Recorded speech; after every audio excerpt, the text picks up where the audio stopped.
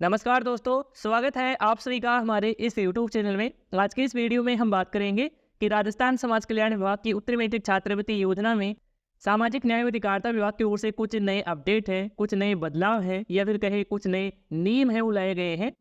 तो स्टूडेंट्स, इन सभी को देखते हुए ही आपको 2023-24 के स्कॉलरशिप के लिए अपना ऑनलाइन आवेदन करना है, स्कॉलरशिप के लिए फॉर्म भरना है।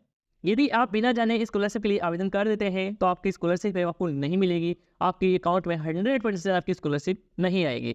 तो वो क्यों नहीं आएगी, क्या कारण है, तो वे कौन कौन सी गलतियां हैं जिसको आपको नहीं करना है ताकि आपको स्कॉलरशिप मिल सके। तो जानने के लिए आप इस वीडियो में एंड तक आप बने रहिए। तो अब चलते हैं, वीडियो को शुरू करते हैं।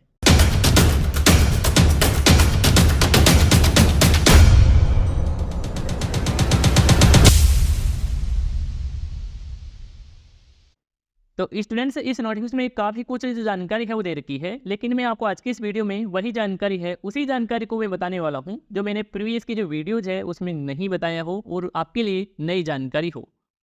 जैसे कि काफ़ी सारे जो स्टूडेंट हैं इनको कन्फ्यूजन है कि हम अपना जो कोर्स है वो 2022-23 में कंप्लीट किए थे, लेकिन हम उस समय अपना स्कॉलरशिप के लिए फॉर्म नहीं भर पाए थे और हम उसी कोर्सेज़ के लिए 2023 तो इसकी जो स्कॉलरशिप है, इस स्कॉलरशिप के लिए आवेदन है वो करना चाहते हैं, फॉर्म है वो भरना चाहते हैं। तो आप ये फॉर्म नहीं भर पाएँगे क्योंकि इस नोटिफिकेशन में नई एक जानकारी है वो दे रखी है। इसमें बताया जा रहा है कि विद्यार्थी जिस सत्र में अध्ययनरत है, उसी सत्र में वह पोर्टल पर अपना आवेदन है वो कर सकेगा।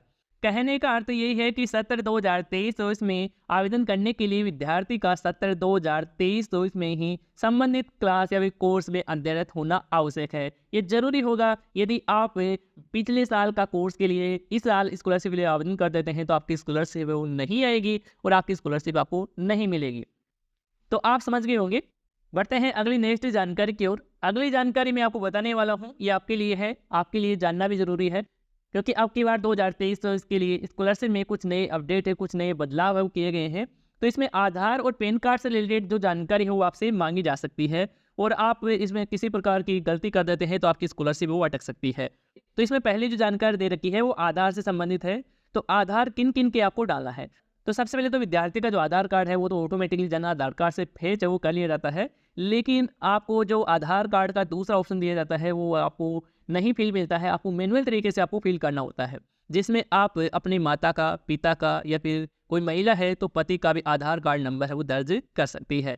ये जो आधार कार्ड नंबर है उसी व्यक्ति का दर्ज किया जाता है जिसका आय प्रमाण पत्र बना होता है, यानी कि जिस परिवार की आय है उस व्यक्ति से लागू होती है, उसी व्यक्ति का आधार कार्ड नंबर है वो आपको डालना होता है। तो आप समझ गए होंगे। दूसरा यहाँ पर इसमें पॉइंट है वो दे रखा है कि विद्यार्थी के माता पिता व पति का जो पैन कार्ड नंबर है, यानी कि आपकी बार पैन कार्ड भी लागू कर दिया गया है। यदि आप पैन कार्ड नंबर नहीं डालेंगे तो आपकी स्कॉलरशिप प्रोफाइल वो क्रिएट नहीं होगी और स्कॉलरशिप प्रोफाइल क्रिएट नहीं होगी तो आप स्कॉलरशिप के लिए फॉर्म नहीं भर पाएंगे।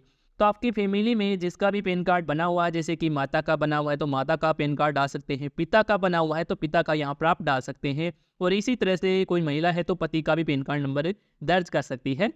तो ये जो भी जानकारी है आधार पैन कार्ड की वो आपको सही से स्कॉलरशिप पोर्टल पर आपको दर्ज करना है। ऐसा नहीं है कि जो पैन कार्ड की जानकारी है वो आप अपनी खुद की ही डाल दें, खुद की आपको पैन कार्ड की डिटेल्स आपको नहीं डालना है, पेरेंट्स का ही पैन कार्ड की डिटेल्स आपको डालना है। तो आप समझ गए होंगे। अगली जो नेक्स्ट जानकारी है, और ये जो जानकारी है वो काफ़ी सारे स्टूडेंट को नहीं पता होती है, जिस वजह से अपना स्कॉलरशिप पोर्टल को क्लोज है वो करा लेते हैं और फिर कभी स्कॉलरशिप लिए फॉर्म नहीं भरा पाते हैं।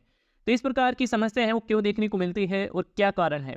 तो इस नोटिफिकेशन में बताया जा रहा है कि यदि किसी विद्यार्थी के द्वारा पूर्व सत्रों में, यानी कि पिछले सालों में छात्रवृत्ति आवेदनों में भरी गई जाति श्रेणी से भिन्न जाति जन आधार कार्ड से यहाँ पर मैच है वो हो जाती है तो आपको स्कॉलरशिप पोर्टल पर कभी भी स्कॉलरशिप आपको नहीं मिलेगी।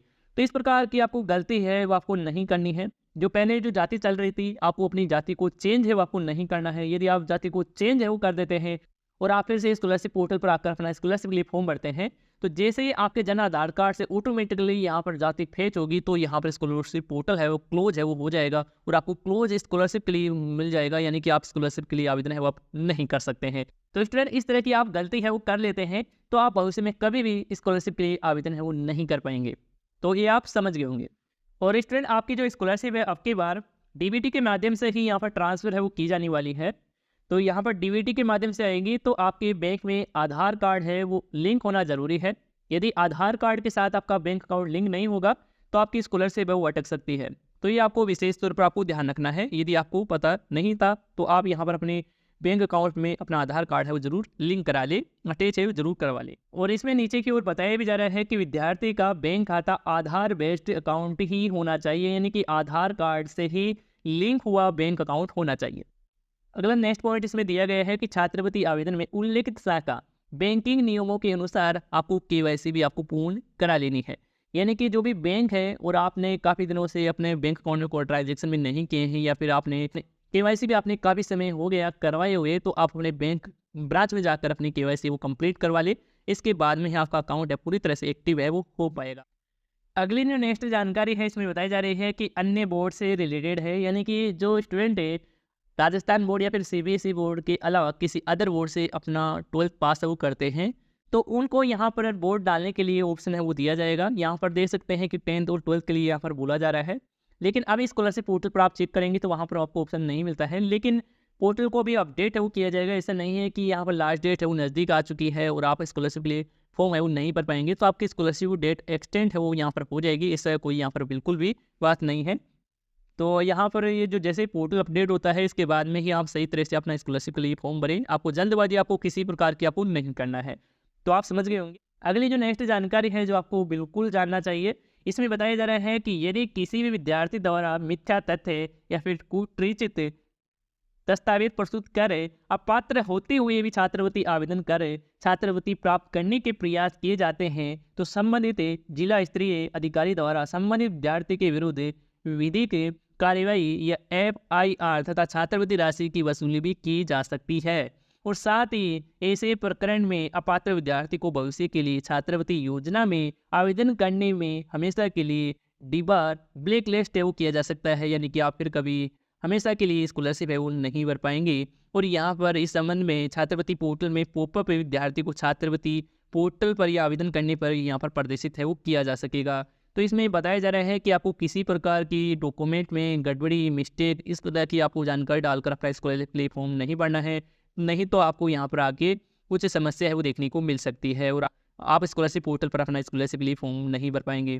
तो आपको जो जानकारी है सही जानकारी है उसी को आपको प्रदर्शित करके आपको अपने डॉक्यूमेंट अटैच करना है। किसी प्रकार की गलत जानकारी आपको अपने डॉक्यूमेंट है स्कॉलरशिप पोर्टल पर आपको अपलोड नहीं करना है।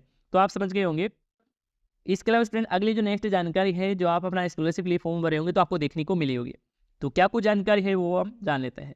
तो इसमें बताया जा रहा है कि भारत सरकार की गाइडलाइंस की अनुपालना में ऐसे विद्यार्थी जिनका चयन राज्य सरकार द्वारा निर्धारित मेरिट मापदंडों की पालन किए बगैर ही संस्थान द्वारा आर्बिट्री एवं अपारदर्शी तरीके से, जिसमें मैनेजमेंट कोटा, NRI कोटा और स्पोर्ट एडमिशन ले लेते हैं, तो उन सभी स्टूडेंट को अपात्र है वो माना जाएगा। उनको स्कॉलरशिप है आपकी बार नहीं दी जाएगी। पहले ये नियम नहीं था, पहले ये रूल रेगुलेशन नहीं था। तो ये आपको ये ध्यान रखना है, यदि आप इनमें एडमिशन ले चुके हैं तो आपको स्कॉलरशिप है वो नहीं मिलेगी। अगली जो जानकारी है, और ये जो जानकारी है काफ़ी सारे जो स्टूडेंट हैं उनको पता नहीं रहती है।